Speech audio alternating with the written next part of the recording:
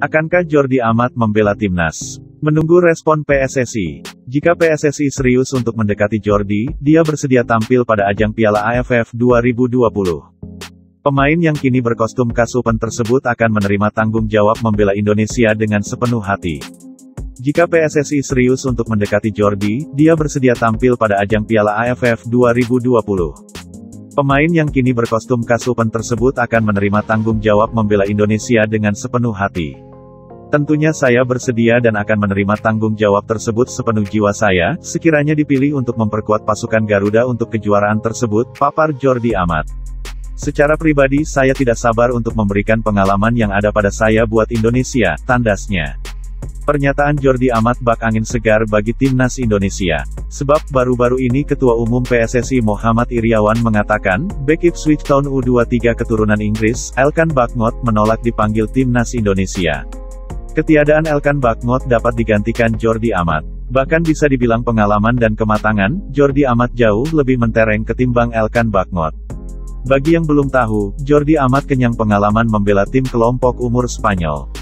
Ia pernah membawa timnas Spanyol U17 finish ketiga di Piala Dunia U17 2009. Kemudian, Jordi Amat juga pernah ditangani Luis Milla di timnas Spanyol U21 dan mencatatkan 15 caps.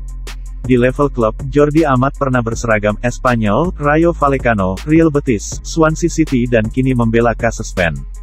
Penampilan terbanyak Jordi Amat dicatatkan bersama Swansea City dengan 72 penampilan.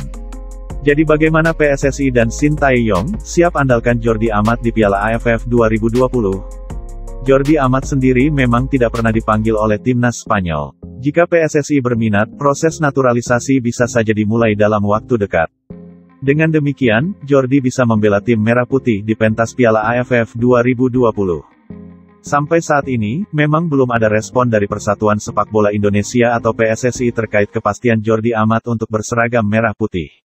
Namun, hal ini akan membawa angin segar bagi timnas jika memang Jordi mendapat restu dari PSSI.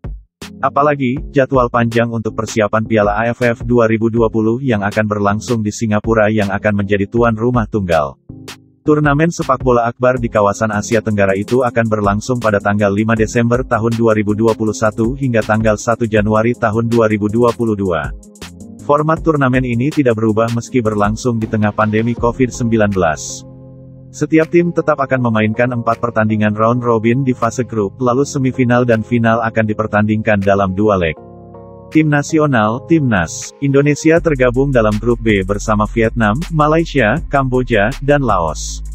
Pasukan Garuda akan memulai langkahnya di fase grup Piala AFF 2020 pada tanggal 9 Desember tahun 2021 dengan melawan Kamboja.